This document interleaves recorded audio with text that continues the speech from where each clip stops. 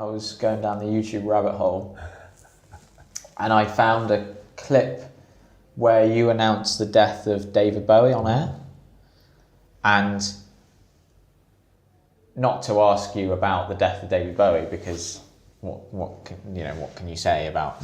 But I just wondered what kind of the process is, the sort of atmosphere in the office when you get a piece of news like that you know is going to affect a lot of people listening, whether it be a famous person dying or a horrible or a disaster of some description. How does that work in the studio when you have to announce these sort of things? I was just intrigued. Well, I mean, at the BBC, you've got an advantage because you've got journalistic propriety on your side. So everybody probably knows this, but it's often perceived that the BBC is slow with news, but that's because certain other international news outlets are a bit less bothered about the accuracy of what they report. So they go by that never wrong for long sort of maxim of, well, we'll just publish it. He's dead. Well, we've heard that he might be dead. We'll publish it. We can always retract it later. With the Beeb, we don't do that. It's all proper. And Matt Everett, who does our music news, is an amazing journalist as well. And he knows everybody.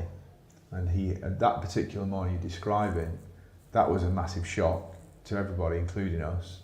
And we know, in particular Matt is very close to David Bowie's people. Right. So if anybody would have known he was ill, and it would have been Matt probably, but it was that tight a circle, no fucker knew. So that was one of those situations where literally 5 minutes before we went on air, Duncan Jones, David's son, tweeted something.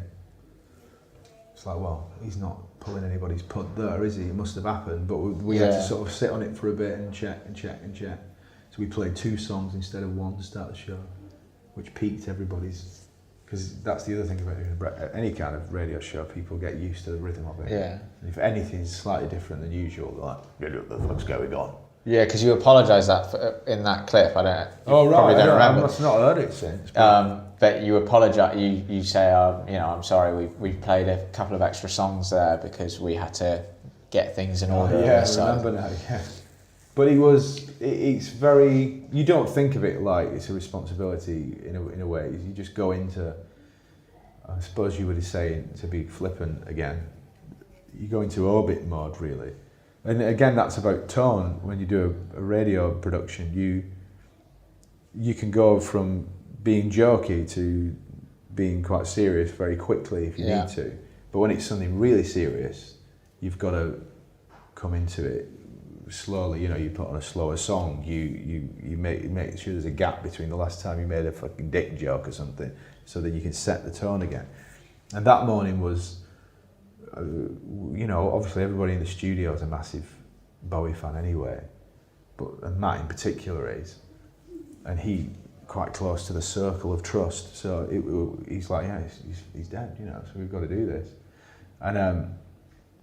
And then what's good about it is it becomes a community. That's when you realise that your listeners are a community, virtual, and the outpouring begins. And then all you are then is you're a cipher. You're just reading out emails and your people's memories. And then it got a little bit like, the nearest I got to a comparison was, when Lennon died and everybody was at Central Park. It was like a radio version of that for us.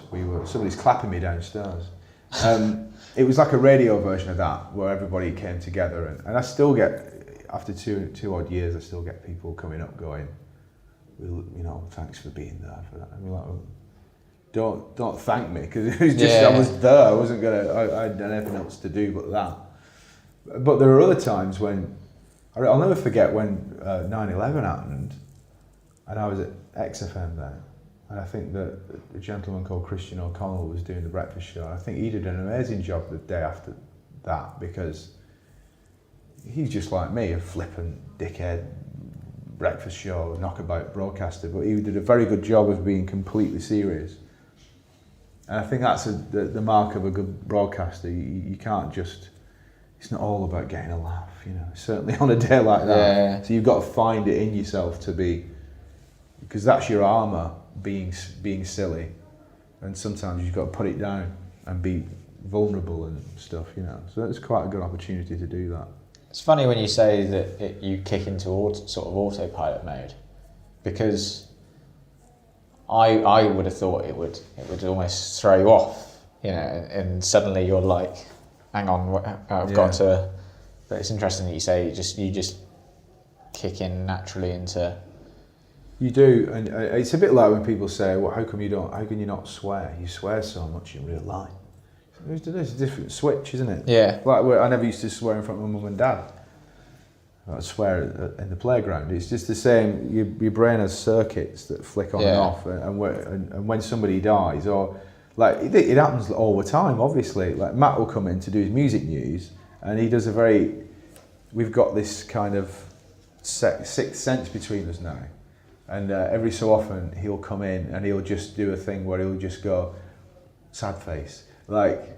And that is all he has to say. Like he's signalling to me, don't do any dick jokes before I start because I've got some sad news to impart. And then you change the tone, but then you can bring it up again. You know, yeah.